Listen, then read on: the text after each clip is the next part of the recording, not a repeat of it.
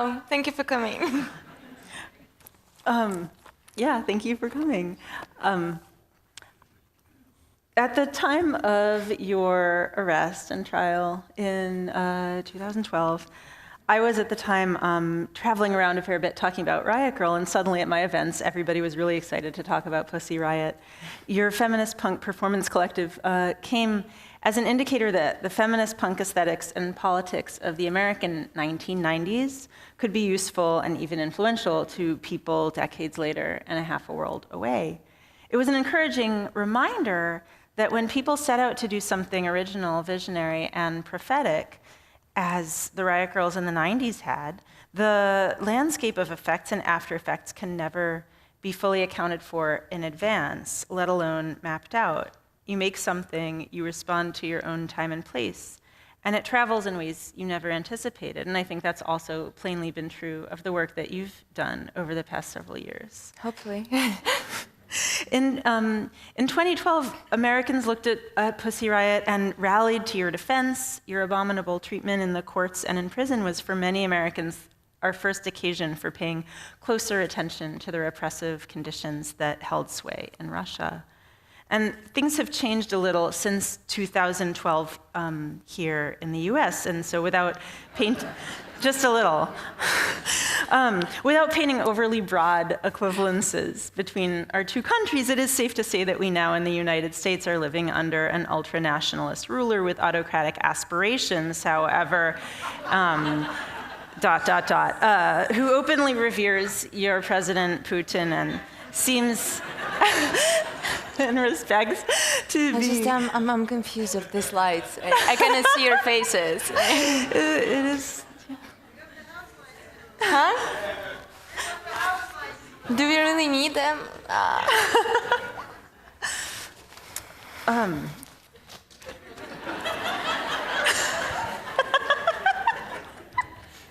just feel more comfortable. Yeah, okay. No, you gotta do it.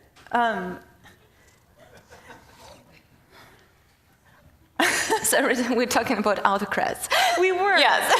You know, real and aspiring, yeah. And I was just gonna say that while the and we'll get into talking about prisons more as we talk, but while the injustice of our prison system here is generally more about the organized repression of Black and brown people than it is about show trials for political dissidents, as in Russia, we are right now seeing a troubling rise in the demonization of activists, with feminist protesters being characterized as hired guns and angry mobs. So all of which to say that if Pussy Riot began by taking inspiration from US feminists, I suspect that many of the people in this room tonight are here in hopes of taking some inspiration and insight from you.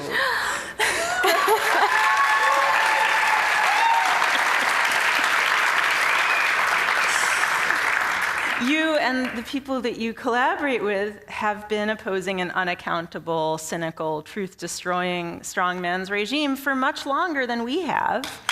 And you surely have some insight, encouragement, and thoughts on strategy to offer, as well as just reflections on where the journey has led you so far. Anyway, much of this is contained in your galvanizing new book, Read Riot, Pussy Riot Guide to Activism. And I suspect everyone here looks forward to discussing, and perhaps whoever's calling right now wants to be in on it too. We're looking forward to discussing it with you in person here. Thank you so much for coming. Thank you all for coming, and you. So let's start toward the beginning of things. Your work wasn't widely known, especially not in the US, until your arrest for performing your punk prayer at the Cathedral of Christ the Savior in Moscow, which suddenly brought international attention to Pussy Riot. What do you think it was about that action that sparked so much love and support internationally and in the US? So my PR manager is Vladimir Putin in this way. You know, I don't have a good answer to this question, but we discussed it obviously between us because we're not the first, we're unfortunately not the last political prisoners in Russia. But aside from Khodorkovsky, who definitely got as much attention as we got, the oligarch, I think, unfortunately, people didn't pay that much attention to political prisoners in Russia.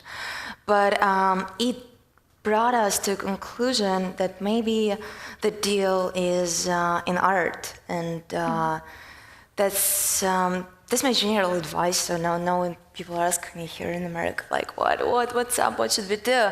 I think that the answer is art, and that's the reason why our message resonated in people all across the world, especially in Western world, because you don't have to know Russian language in order to understand what are we doing, because the picture of girls with feminist flag on their head square, surrounded by all this phallic cathedral things, like it's pretty straightforward. Or our punk prayer in church, like when we're doing these kicks with our legs, and then the investigator would come to us and say, look, I can see your underwear. Do you think it's okay that I can see your underwear? And Masha was really pissed at investigator trying to just embarrass her with asking about it. So at the time I had no idea how to speak in English. Like, I learned English later. But I think when you use the language of art, you don't really have to speak in other languages. So it's like, apostles of Christ. They learned many languages, but in fact, maybe they learned just one language, and it was art. I'm not comparing ourselves with apostles, but because it was a thing, and during our court trial, we would quote Christ and Solzhenitsyn and Dostoevsky, and then people who were opposing us, they're like, do they really just compare themselves with Socrates? No, they're just quoting. Right, but this is actually something that's so striking throughout your new book, is that you're constantly placing your thoughts and your art in conversation with thinkers from ancient Greece up through Foucault, up through contemporary Russian dissidents, and in fact, Russian dissidents and political prisoners of, it seems, the whole 20th and even late 19th century. Is there a way that pressing politics through art enables you to connect with history in a different way than just going to a meeting or registering voters would do? Does it place you more in touch with the past? I think it's just two completely different paths. And so they wrote here, joyfully resist, and I honestly, I somehow let it happen, this joyfully resist, because it's not what I meant exactly. I meant not joyfully, but resist in a way that it's natural for you. And so by doing that, it will bring you joy, but it can bring you suffering, it can bring you pain, but it will bring you internal joy on the deep level, not like joyfully resist, like party or stuff like that. But do it in a way that it's just natural part of you. So in this sense, I just hate, for example, I hate doing phone calls. So I would never do this kind of thing, like calling your officials, because I have phone phobia. And I don't think those people who have phone phobia have to break themselves and do it, because you can find another way which is more natural to you, and it is just more natural to me to do art. And about past, I think it just comes from my childhood, because I was growing up nerd in Siberia, and if you look up Norilsk on Google, Norilsk, it is one of the northernest town on earth and one of the most polluted. So when you live there, you don't really have option to walk around, play soccer, hang out with your friends. You just sit in your room and read books. Or you have another option, you can just drink vodka starting from 7 years old. And oh, wow. They did. So which one were you? Yes, and so it just came naturally from my childhood. I was finding friends in the books, so I don't think, I changed a lot. Who are you reading these days that is really making an impact on you? I was just reading The Economist. I mean, I don't really... You know why? Because I want to, it's not the most obvious choice, I guess, for progressive activist, for an anarchist. But I found out that it's really useful to know the agenda of people with who you don't agree with. And I actually was learning English, like I was advancing my English on reading The Economist. I was reading every issue. And it said to me a lot. At some point, I saw an Economist issue dedicated to prison industrial complex in America. It was towards the second term of Barack Obama. And that, at the time I understood that there is a possibility that something may change. Because they're pretty conservative, they're liberal conservative. So if they start to write about it, then but unfortunately, Trump came to power, and Right, and now we have more and more detention centers being built, and at great private profit. This might be a good time to talk a little bit about the work that that you've done on prisons. After your release from prison, you founded not one but two organizations that were dedicated to prison reform and human rights related to incarceration. Can you talk about those and the work that they've done? Sure. It's my pleasure. When we were in prison, me and my comrade Masha Alekina, we were exchanging letters while we were in prison, and we were thinking that it will be really good to continue our work on prisons when we will be out, because Masha started this work when she ended up in penal colony. She understood that prisoners around here don't have enough warm clothes, and it was winter was coming, and they were in cardboard shoes and really like thin jackets in Ural winter, which is like minus 30 degrees Celsius.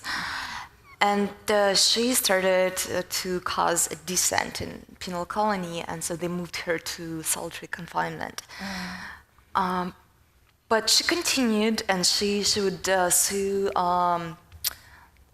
their penal colony while she was in penal colony, and I thought it's just so badass, and I decided to continue her work because I have to give her credit for that. She started it because I was so scared. Honestly, I was so scared when I ended up in my penal colony, where you have to work for 16 hours a day when you don't have day offs. Everybody screams at each other. It's hellish atmosphere. On the way there, I didn't believe that there may be a place on earth where everything is so bad. Because before in pre-trial detention, it is pretty bad, but you're just sitting around in your cell with no access to medicine, which is bad, but good side is your time, and you can read. And I didn't have any other books rather than Bible, because they didn't let me to have any other books. I was asking for Zizek and Foucault and Russian dissidents, but they let me read just Bible. So at the time of our process at court trial, I was quoting Bible much better than the other side, who was accusing us of going against religion. I was like, yeah, but Mark 1, number 117. I forgot almost all, but at the time I was just like, anyway. but when they move you to penal colony, it starts to be really nasty because you don't own your own time, you don't own your body anymore. And they put me in front of this sewing machine where I had to do police uniforms, and this kind of a psychological torture because you're making clothes for those people who put you in jail and who are torturing you. And I was scared. And after 1 month, a Human Rights Commission came to my colony, and we didn't sleep for a week before that because that's the thing about this so-called checks, or how they when they come to check what's going on in penal colony tries to portray like everything is really good. So we were painting, we were cutting the grass. It was winter, so our prison warden said, you have to turn the winter into summer. You have to get rid of all the snow. And it's your problem how you're going to do it. Oh, so you have to get rid of all the snow, and you have to melt the ice, and you have to ask your relatives to send you salt, and then with the salt you start to melt the ice. So we didn't sleep. We were doing this kind of shitty, stupid job. And when human rights activists came, I was just pale and lifeless, and I was like shadow, and I couldn't find any courage in myself to speak up. I just said I like everything. I think it's a really good place, and I think they treat me well, because I was scared what they will do with me and what they will do with the rest of us. And that's how prison system in Russia works. But then Masha sparked the resistance inside the prison, and later in the year, I found in myself courage through other prisoners who would come to me and just complain about their personal. They will tell me their personal stories, like a woman who didn't have access to therapy, and she has HIV, and she knows that she will die there if she will not get access to right HIV therapy. Another woman who didn't have access to her relatives, though she's, we do have this right to communicate with our relatives, and many other stories like that. And they told me that I'm the only one person who can save them. I'm like, what are you talking about? Like, why? And their reasoning was pretty clear and rational, because I was the one person who had lawyers and access to media. There's a really sad story about women in Russian prisons that for some reason they are much less supported than men in Russian prisons. Because Russian women, they tend to stay with their husbands even when they are in prison, but it doesn't work other way around. Husband will leave a woman if she will find herself in prison. So sometimes her parents, if they're still alive, can support her, but just little, like maybe 10% of women, they get some support from the outside. And the reason why they end up in prison, they're ridiculous. It is our war on drugs, because we have our own war on drugs. And you can end up in prison just because you have like a few grams of weed in the pocket. Or domestic violence, because we don't have any specific law against domestic violence. And Russian police don't think that domestic violence actually is something that you should consider seriously. So when a woman calls to the police and say, like, I'm about to be beaten, or I was beaten, they're saying, oh, you should call us when you will be killed. And then we will come to you and investigate a murder. Because that's something that we may be interested in. Oh my goodness. And there is a case that happened recently. It became really big and popular because conversation with this woman was recorded. And I mean, there are many cases that just not registered, that they're not recorded. So that's why we can take a look at them, and they're not that shocking.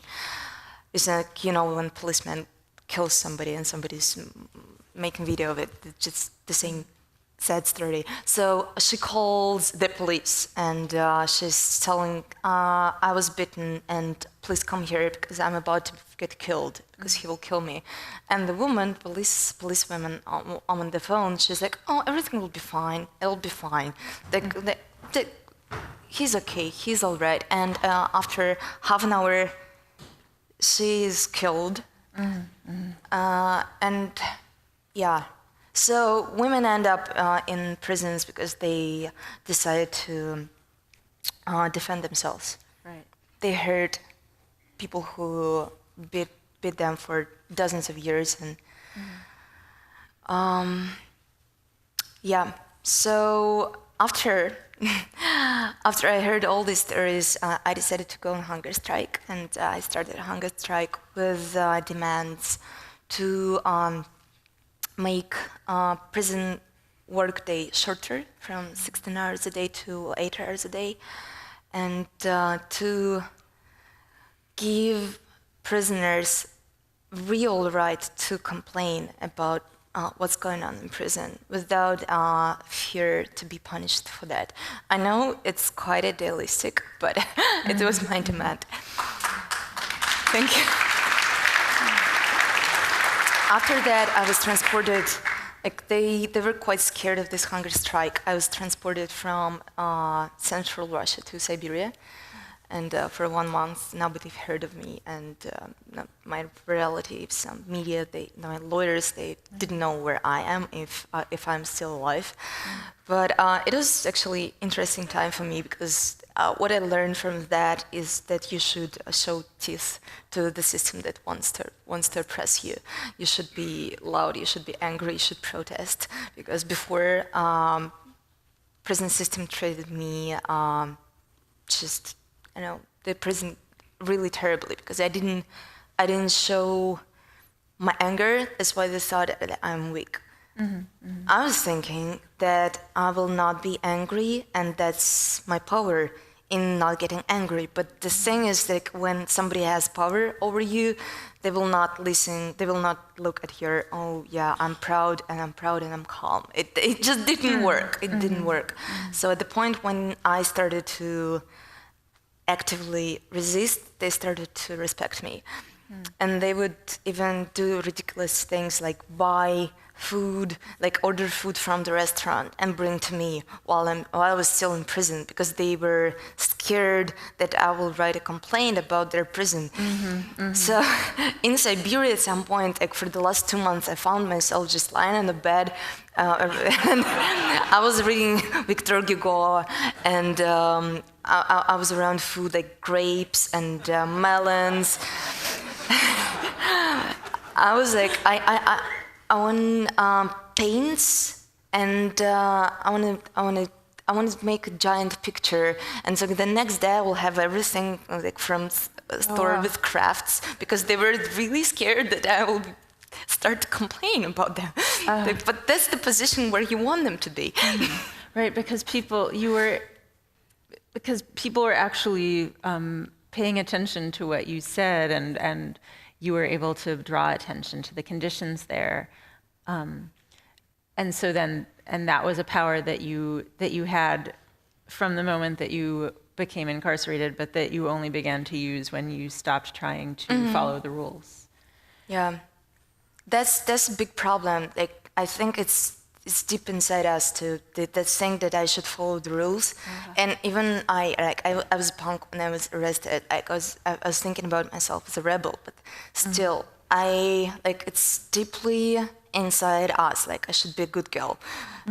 And when the big man prison warden tells you like, you're behaving bad, I'm like, yeah, I'm a good girl, I'm following the law. And you don't realize at that point that actually they use law to oppress you, and you shouldn't care that much about their law in this instance, when it's just it's just a magic stick that they use to kill you, basically.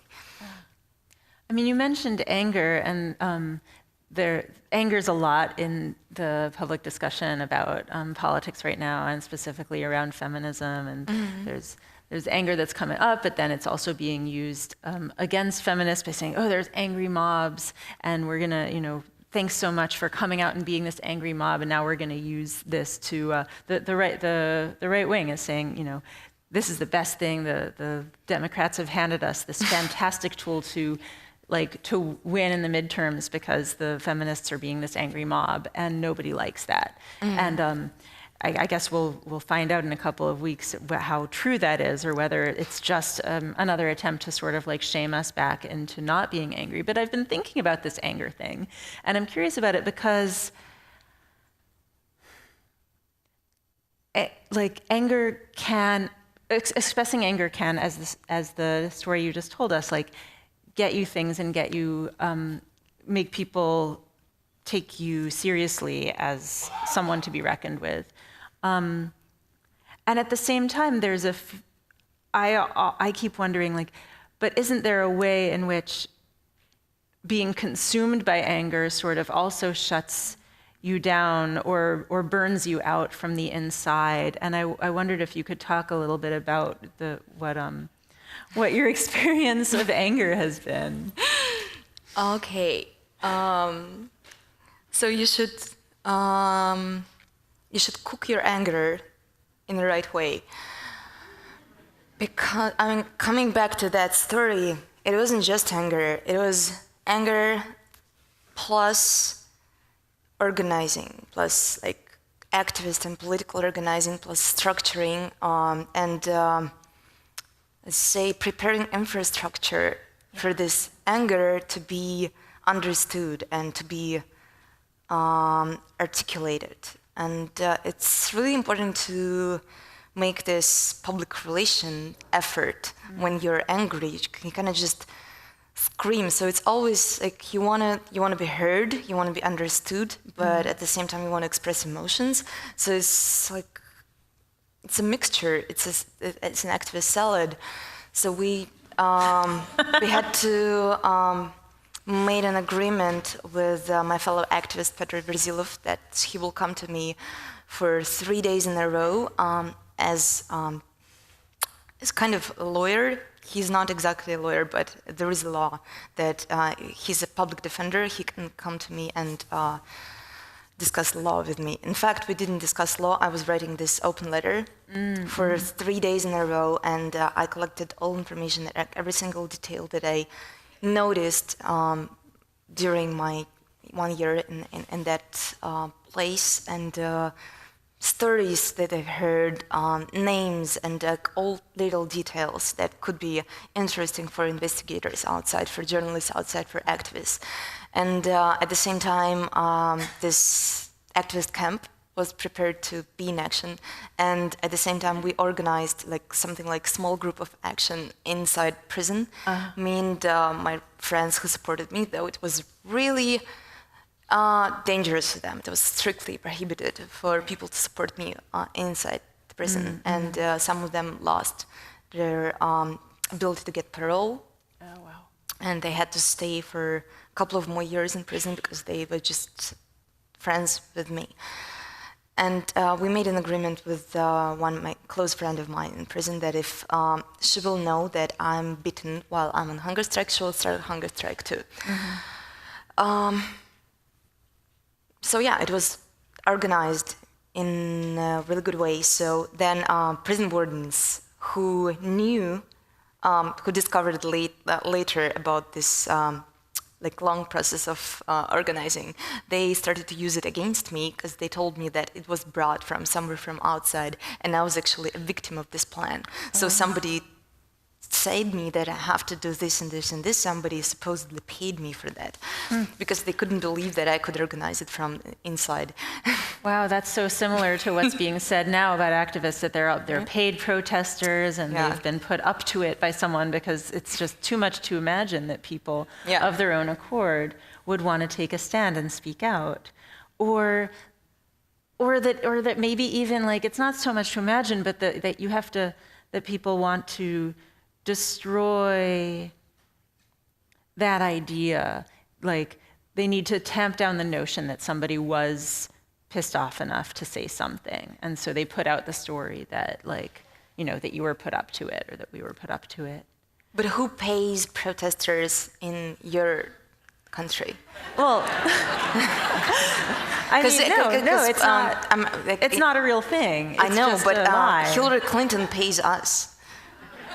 Pays you. I mean, that's what they say. That's right? where that beautiful blouse came from. Hillary Clinton, CIA, what else? Probably George Soros, right? George Soros, of course. That Trump Make America Great Again video was paid by Hillary Clinton campaign. And I'm like, yeah, it was paid, but like it's just personal funds of Ricky Reed, the producer of the song. No, he got it from Hillary Clinton. I was, of course, yes. I wish. Yeah. Not really. But yeah, seriously, who? Because for Russians, it's always Americans who you... Really? Yeah. Oh, so you like blame Americans. So like what's the source? Right, what's the imagined who pays source? The protesters? I actually don't know who they're saying does it. I haven't seen that. Does anyone know who the story is? Soros. Soros? George Soros. Soros! How much money does he have? Yeah, wow. So it makes a lot of sense. I mean, it would be a silly question to say, why were you engaged in activism for the treatment of prisoners while you were incarcerated? That's a duh. But following getting out, what is it about the issue of prisons that makes it so important to continue to work on for you now? I think firstly, it's just personal psychotherapy, because you just don't want to admit that you wasted 2 years of your life. Mm-hmm. So I'm saying to myself that, okay, I got this experience, I got it for something, and it's not just wasted years. It means that I was given this experience to make something, to change something for the better. And as far as I know, Masha's thought process was pretty much the same. So as the moment when we were released from jail, we decided to start an NGO that's called Zona Prava. It's like Zone of Justice. And we decided that zone, which is a name for penal colony in Russian, Zona. Zone will be an umbrella term for what we're doing since now. And Zone of Justice, it's an NGO that helps prisoners. And Media Zona, it's a website, it's a media outlet that covers prisons, police departments, and human rights abuses in those places.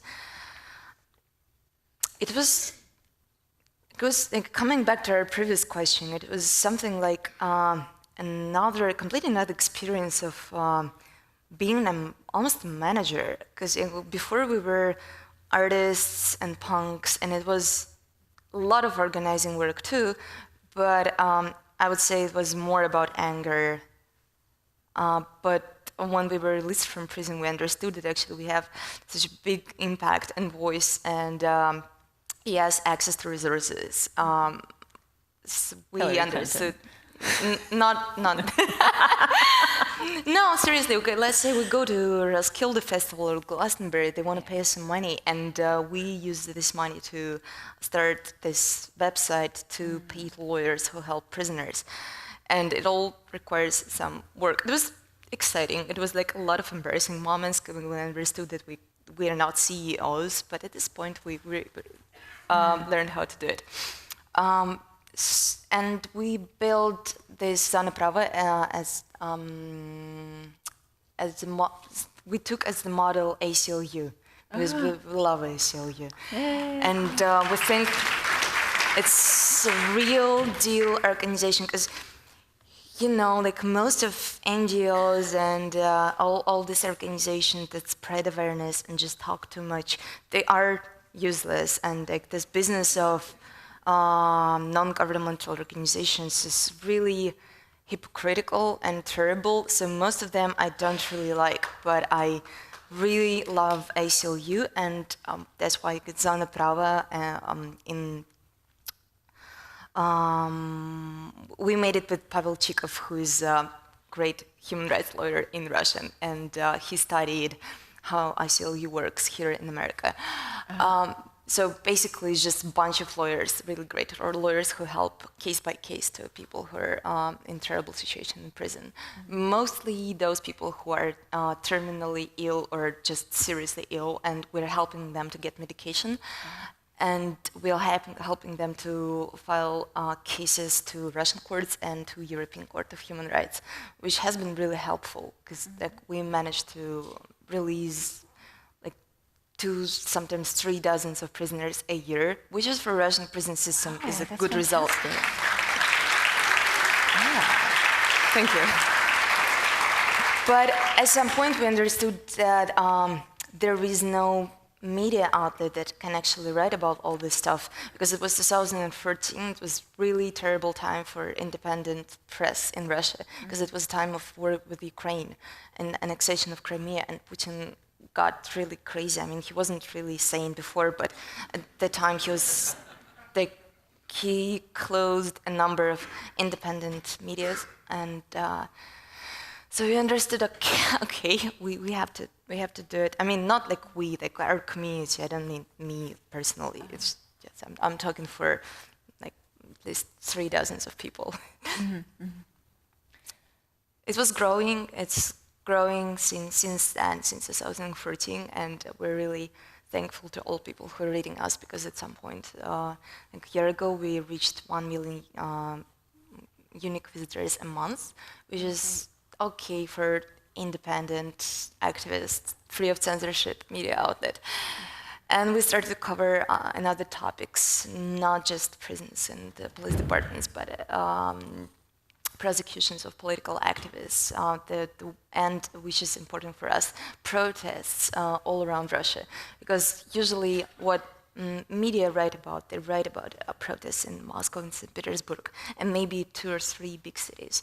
But what is, like, you know the change is coming when you see that people, even in small provincial cities, even in countryside, they start to question like whether our power is corrupted or not. And they started doing it, and miners, school teachers, labor unions, it all happening, and you don't hear about it a lot, but yeah, we're trying to make a list, and every day we're monitoring what's going on. That's fantastic. Yeah, thank you.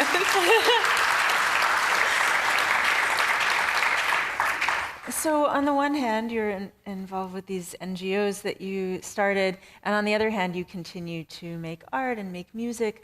Are these, how do you see the connection between these 2 zones of action in your life? Zones. Zones, you see, you've got it in me now, yeah.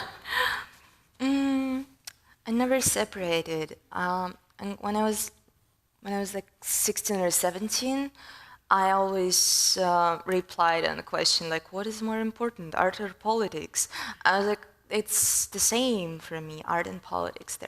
They're equal, and I think I'm just trying to be truthful, at least to myself, and yeah, maintaining both spheres in my life, and they're interconnected. So we're inspired by Media Zona and Zona Prava in our work and in art. Like, let's say the music video about prosecutor of Russian Federation Yuri Chaika, who is known.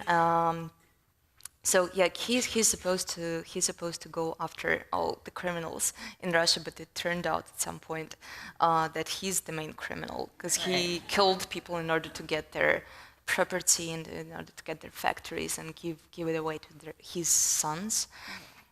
And so we were writing about it in Media Zona, and then I was just was emotionally hurt by these stories, and I decided to make this Chaika music video where people are being tortured by us in prosecutors' uniforms. Right. Who or what? So that video is made under the name Pussy Riot, as are several others, many others that we can see online, including Make America Great Again, as you mentioned. But who or what is Pussy Riot now? Who's in it, or is it a free-flowing concept? Is anybody a Pussy Riot? Is there a collective? Is there anybody in Pussy Riot? No, it's like really Wittgenstein's thing. Like, you know, like it's not. There is no one definition of Pussy Riot. Like you can. It's like really family resemblance thing. And you can start your own Pussy Riot, and you can start your own Pussy Riot, and then nobody's really in control of it. But just historically, people who are motivated the most of doing something under the name of Pussy Riot are people who were in the beginning of this group. Like I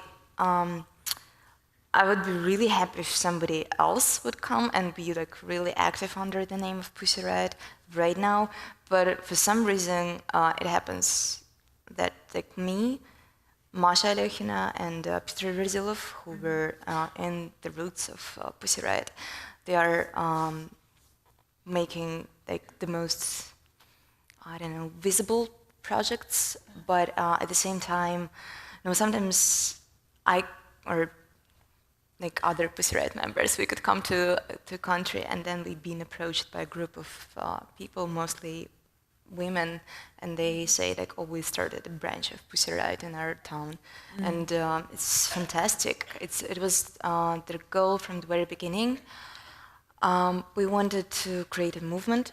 That's why we didn't want to show our faces. And eventually our faces were opened when we ended up in court, because it's really hard to keep masks when you're in court, because they just take it away from you. Right. And then it was actually the biggest problem for me at the first 2 weeks of my arrest, because I was thinking not that much about myself, but about that our identity was revealed. Because I didn't believe actually that this for a long time. I thought like maybe we'll spend in prison like for 1 month, and so my biggest concern was identity, and we were imagining bright new future with lots of hundreds of women in different cities all around Russia in these colorful masks. And so, is part of what you're saying that you think that that got a little bit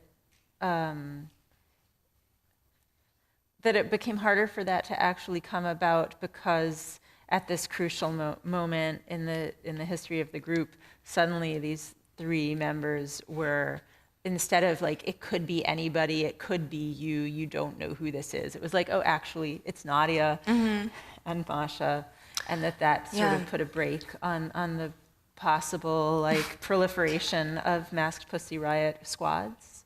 It didn't. It actually caused, I mean, probably you saw some of them. I was in prison. I was just getting photos from cities, including American cities, of activists who call themselves Pussy Riot and dancing in these beanies. And so it happened, but obviously the nature of it changed when our identities were revealed, definitely.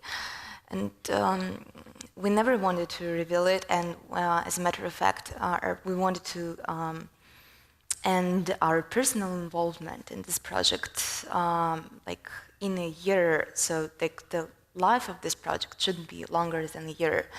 And then we had to be in prison for 2 years, and I couldn't say like, oh, I'm not Pussy Riot anymore. It would sound like me trying to, like me being weak or trying to escape from what I've done, which wasn't exactly the point. So we kept saying that we are Pussy Riot. And when we got out of jail, I was trying to do it again. I was like, no, actually, like, since it's my face, I'm not Pussy Riot anymore. So they started to call me and Masha ex-Pussy Riot, which was even worse. Like, like, you know, you can be ex-Spice Girls or something, but it's just like, it's so cheesy and so terrible and something from like entertainment mainstream industry. So we decided like, fuck it, we will be Pussy Riot. Okay. So now it's just part of our names, like more like our surname.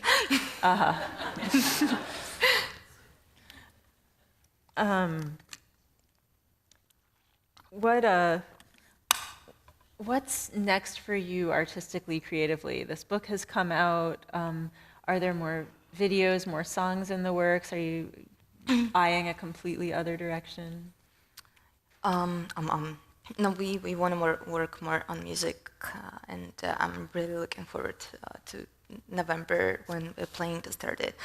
We're thinking constantly about new things, but not always have time for it, because recently we were really busy trying to save Peter's life, and we didn't think that much about art. But since Peter is healthy, I mean almost healthy now, he went for.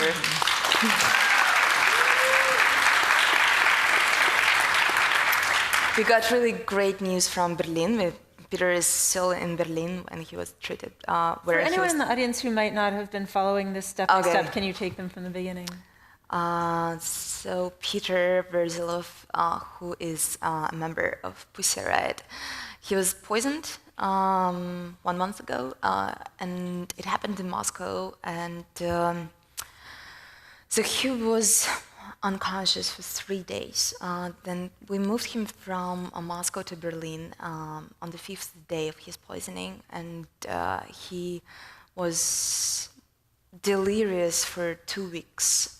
He couldn't recognize his mom from the beginning, and then he started to getting back to us slowly, and it was pretty scary because normally, like, you know, like everybody who know Peter, it's really like super healthy, one of the healthiest people on earth, I think. Like he's like jogging all the time, he's like in gym every day, and now he's just laying on bed lifeless. And I'm coming to him and asking like what is the date of birth of our daughter? And he's like, oh, honey cake, green bone. And like, what is the date of birth of our daughter? And he's like, I cannot answer on this question because Putin was just arrested and I cannot answer on this question. I was like, no, Putin wasn't arrested yet, but can you just tell me? So yeah, it was scary. But then he started to come back, and it started to be really funny because, you know, he was partly with us, partly now, and we were like, oh, like, man, you're tripping. Like, should we take some shrooms just to be on your level? Because, like, then but no, it's not. It's not like he took these drugs, no, because like it was the first thing that Russian doctors checked. Like when he was, he ended up being brought on an ambulance to the hospital, and that was the first thing because they're like, oh, he just ate too much acid or something. So they checked and they didn't find anything. So they still don't really know what it is. And German doctors couldn't find the reason too. They were saying something about like some sort of developed military poison, which is based on some known poisons, but they cannot name exact poison because like all poisons that they do know, and they may work in like as they may cause this kind of effects. They usually last not longer than 3-4 days, not 2 weeks. Oh wow! They mentioned scopolamine, which is actually an interesting drug. It's called devil's breath. It's used as a date rape drug. People don't remember anything was going on with them after they use this. They swallow this poison. It doesn't have any. It doesn't smell. It doesn't taste. So you can mix it with water or food. But scopolamine normally lasts for just 3 days and not longer. So yeah, we don't know. But after 1 month, Peter is getting better. For the first time in the month, he went for jogging, and now I feel myself like proud, like, you know, like you have a toddler. Oh no, he made his first step. Right. So yeah, but I was speaking in complete sentences. This is amazing. Yeah, exactly. He couldn't focus his mind for one subject longer than for 2 or 3 seconds. And the psychiatrist, a German psychiatrist, came to ask Peter about what's going on. He's like, "Where are you?" And Peter couldn't remember for like 10 days where is he. He was like, "I'm in police station in Moscow." And then he would switch from English to Russian all the time. And our biggest fear was that it might be a brain damage, but yeah, luckily not. I'm so glad to hear that he's doing better. He's doing better, and now we can finally think about art with him. I think it's almost time for the Q&A, but I want to make sure that I get this question in before we open it up to the audience. You end your book with a reflection on love, on the importance of love in art and in activism, and you bring in Bell Hooks and Nina Simone, and you write, "There are no successful mass people's movements without sincere, dangerous commitment to loving those around you." And so I just wanted to invite you to reflect for us. We spoke about anger earlier, and also anger within the context of organizing. But what is love good for?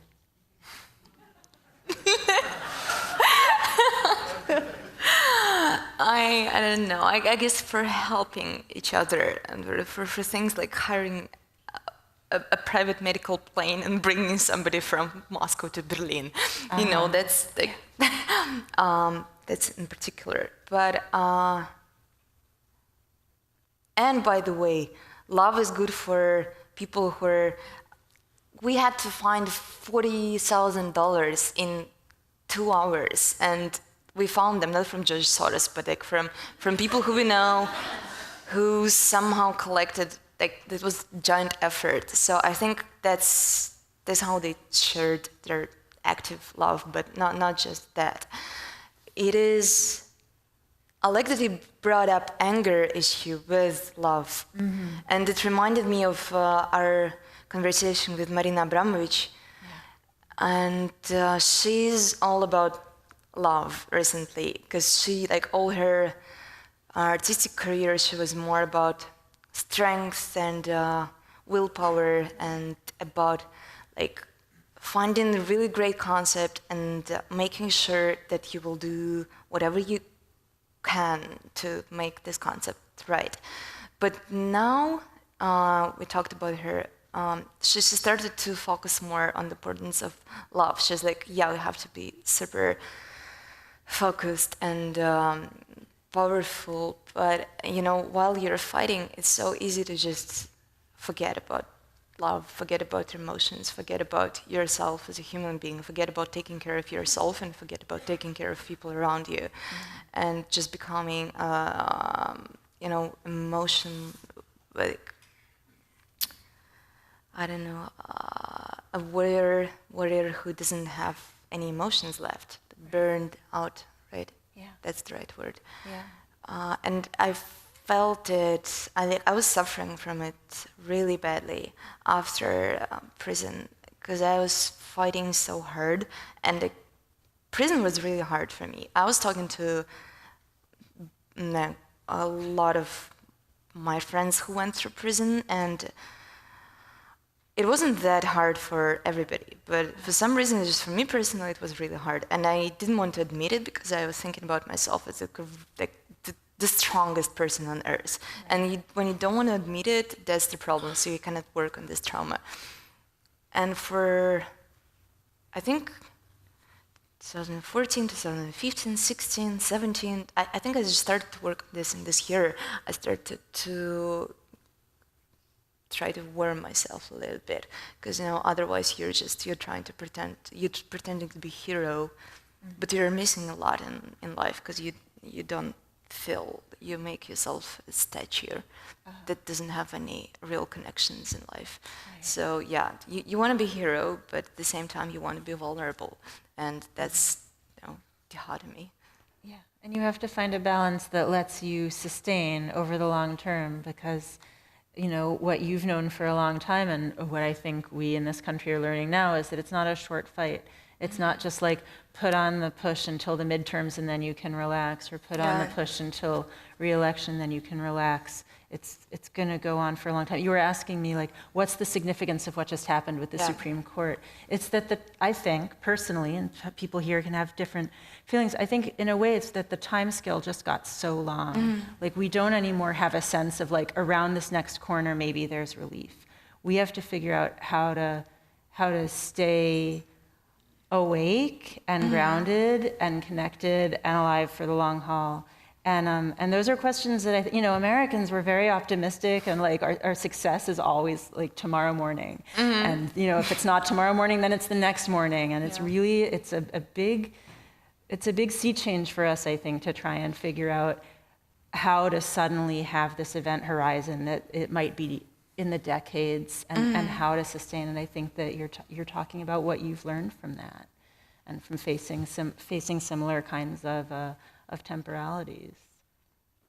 I was talking with Lawrence O'Donnell after our chat on MSNBC in the studio. He wrote a book about protests around 1968, and we were talking about the importance of this long-term fight and readiness for it. And he says he even remembers that spirit. I don't know how old was he, but he says he remembers. So it is pretty different from what we have now in America. That's what he said to me, because at the time of anti-war protests, people didn't expect to win. They expect to be disappointed. They expected to lose, but still they wanted to continue, and they were ready to continue just because they were thinking that it's morally right, but they didn't expect that it would immediately bring them some results. And I think that's the trap for activists when you think that you will immediately get some results, because activism is not, it's not a store. It's not like you're just swiping card, and then if you pay like good enough money, then you get something. You get one right, two right for $2, for $3. It's like really different. No, sometimes you can get everything for nothing, right? And sometimes you can work for decades and get nothing. But it's just, that's why I think Bernie Sanders is really important, and his change, like he changed perception, at least he changed my perception of modern politics. He brought it back to the moral values. Like he made politics ethic-centered again. So it allows you to work to get this and your ethical ideals, knowing that maybe you will not see them in your life at all.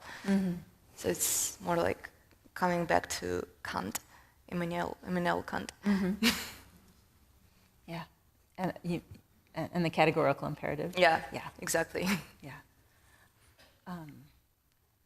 I could ask more questions, but I think that there are probably questions in the audience for you as well, and want to make sure that we leave time for those as well. Great, thank you. Yeah. Thank you. There's our house lights. Wow. So we have our first question right over here on your left. Hi. You talked a little bit about having to cook your anger in the right way. And I was wondering if you had any advice for what to do when it feels like there's so many different things to be angry about, and you don't know where to focus your anger.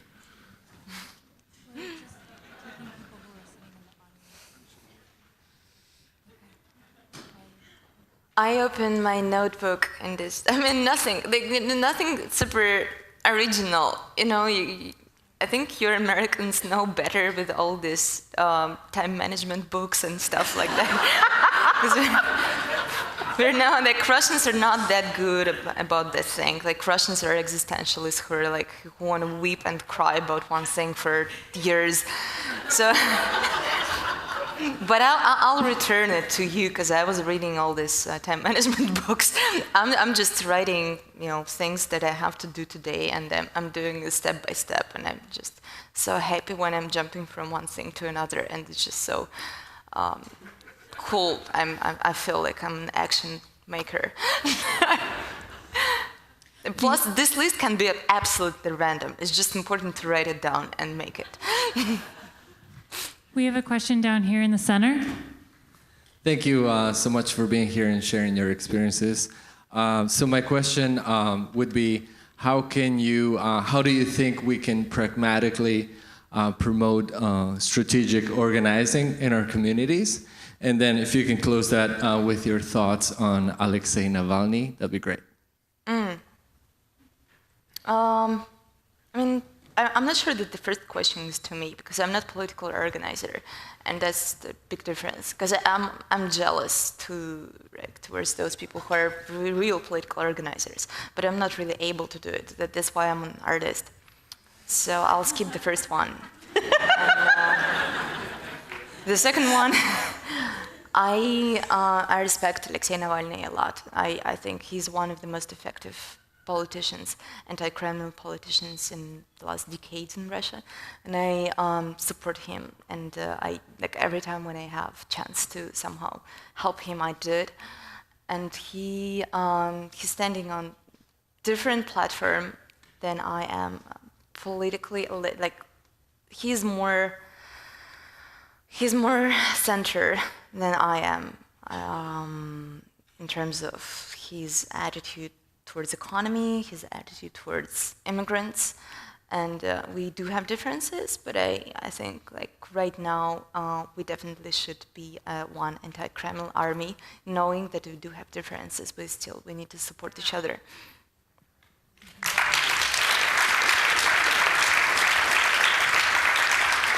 The next question is on your left. Oh, sorry. Yes, hi, Privyet. You see Russian polls, however not credible they may be, that show that Putin has 80–90% of the public support. I'm wondering what you think that number would be today if it were a totally anonymous poll. And then secondly, how and when do you see the Putin era ending? It's an amazing question, but I don't know. But it's really hard to find a person who is really seriously loves Putin, and that's what I hear from people all around, not just activists, but I say I go to gym and I start to work with a trainer, and in 1 month it turns out that he's watching Navalny and he's he's reading Media Zona, and it works all I'm going to shop and I'm going to the hospital. I'm going to get rid of hairs on my ass, and I'm they start to talk with me about prisons, about Navalny, about Putin, how bad he is, and I don't really know where are they, all those people. And one possible question is that they are somewhere outside of big cities, but I'm not saying that nobody supports Putin, but it's not that easy to find them. My close friend just recently came from countryside where he was hanging with his grandparents, and he was really surprised when his uncle approached. He thought his uncle is so conservative that my friend didn't even tell him that we are making art together, because he was thinking that they might bring some tension to their family relationships. And then his uncle is coming to him and look, this video, our premier minister is so corrupted. Look at this Navalny's YouTube video. And so my friend came back to Moscow. He was so convinced and finally proud that we are making stuff together. So yeah, I don't know, maybe but still, like 40% of support maybe Putin would have. And what was the second question? When will the Putin era end? I don't know, but it's really helpful that young people are starting to rebel against Putin, and recently, starting from last year, like kids, 12, 13 years old kids, they're running from their houses and they're going to squares and they're screaming that they don't want to live under Putin anymore. And 18, 20, 22 years old kids, no, not kids, like, okay, young adults. And it's hopeful. Mm-hmm. We have another question down here in the center. The success of Bolsonaro in Brazil and AfD in Germany seems to be indicating that nationalism and authoritarianism is becoming more of a global threat. Are there any cultures or countries where art has served as an effective immunization against this that we could look to for inspiration? If there are countries? If there are countries where art has served as a sort of immunization against nationalism and authoritarianism, or subcultures within countries where this has been effective at kind of stopping this global inflammation of authoritarianism?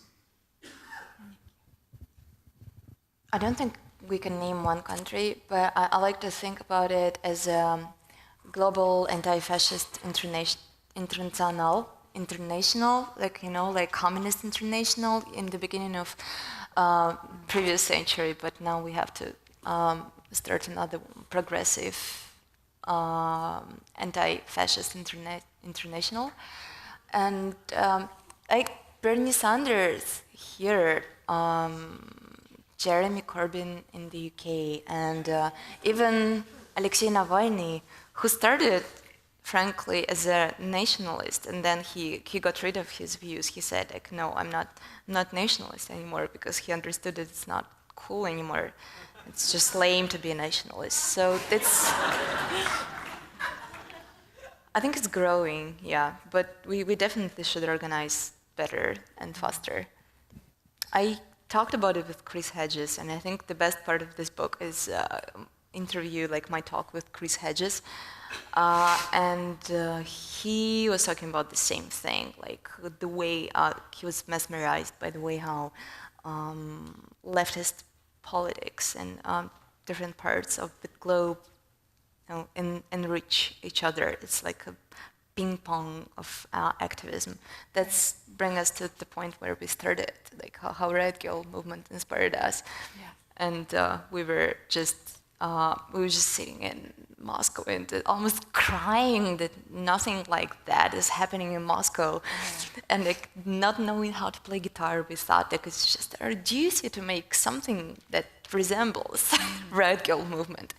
Right. And then like you say, it ping-ponged back and was so invigorating to people here who were like, oh, it translates. Yeah. And I mean, that is a counter to nationalism. And you know, the fact that you're here to this enormously full room at a moment when, you know, when one other way of sort of propping up nationalism of the U.S. is to be like, it's all Russia's fault. And here we're showing, you know, a different way of connecting with with people from other countries.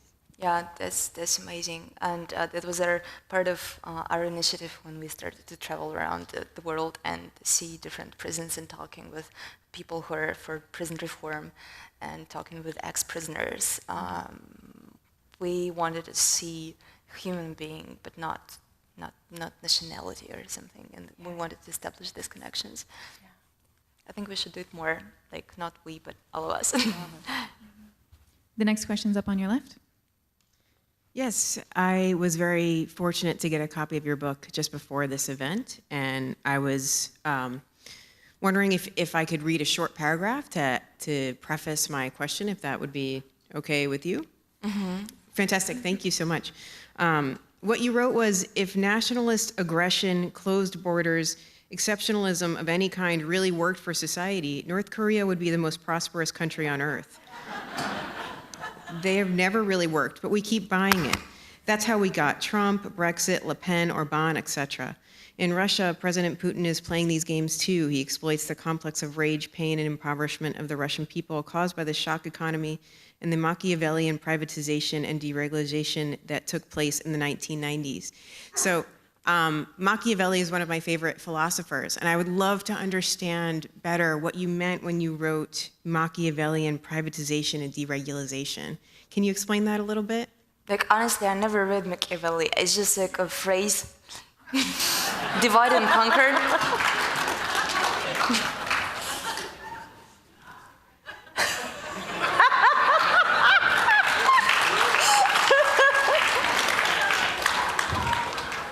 We have a question here. Привет. How do you think that anger and sort of challenging the prison norms helped you survive and come out a stronger person after prison?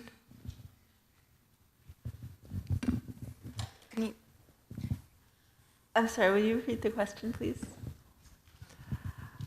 Do you think challenging the prison norms by being angry and not conforming to the mold helped you get out of prison and survive? Challenging norms. I mean, I think the danger of not surviving prison is generally, in our cases, overestimated. I think we would do it anyway. The question is, like, how would you go through prison? Like, you can just survive, or you can try to change a little bit of something and create a meaningful experience for you and for people around you. And I think this mindset, like punk mindset, helped us to create some meaning of our prison time. We've got time for 2 more questions right up here. Hi, I'm a young person and I'm experiencing a lot of anger and also a lot of fear. And I was wondering how you kind of hold on to who you are or don't let the anger and fear take over.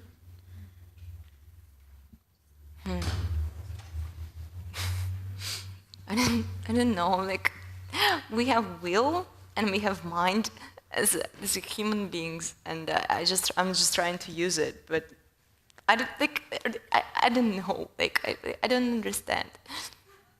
No, seriously, I have this, like, I hear a lot of people in America saying that, but, like, I don't really, like, we're living under Putin for 18 years, and we're not really happy that we're living in an autocratic society. But we survive somehow, you know. You always have bad things. Yep.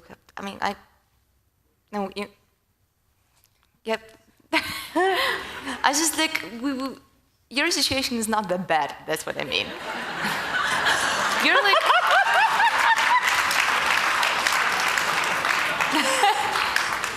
Like, I'm reacting such in a weird way because, like, you're talking with me who is living under Putin. It's like me talking to somebody in North Korea and complaining about Putin, and, like, I don't know. I think your guys are fine. Can I say one thing about this though? Because yeah. we were talking about this a little bit beforehand, and you said, why are the people who are talking to me here so afraid and so sad and so demoralized? And I said, I think part of it is social media, because the algorithm boosts the strongest feeling. So the more you're on social media thinking, I need to make sense of this, I'm going to turn to my community, you go to the online version of that community, and you get the most afraid, the most freaked out, the most panicked, and then you marinate in that, and it becomes you. And I think that it's important for us to think about the communities we place ourselves in and the collectives that we seek to nourish the affects that will actually give us the power to keep going every day. I see so many hands now.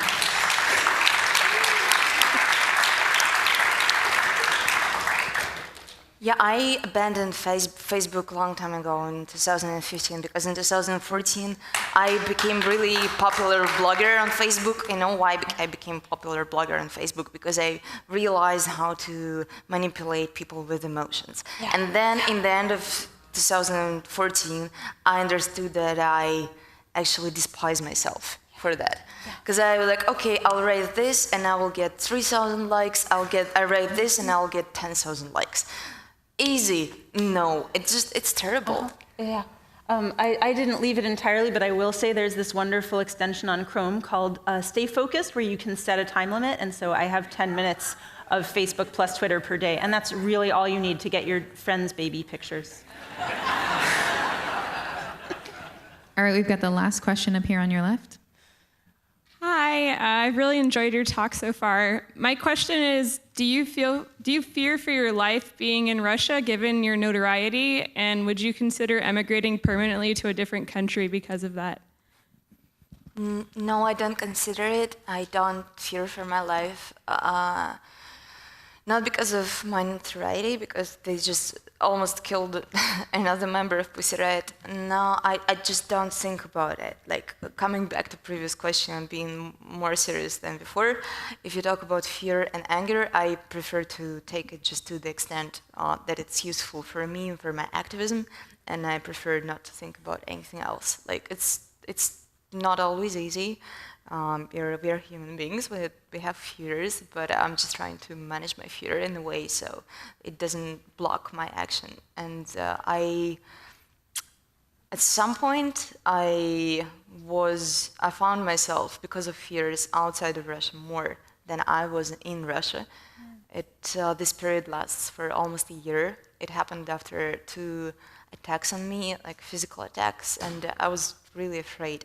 But then within that year, I understood that I really need Russia, and I really need their culture and language and political landscape, and it gives me energy, though it gives me fears at the same time. But if you see the balance, it's like still like there are so many beautiful things, and you understand that it's worth it.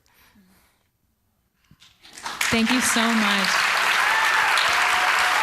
Thank you.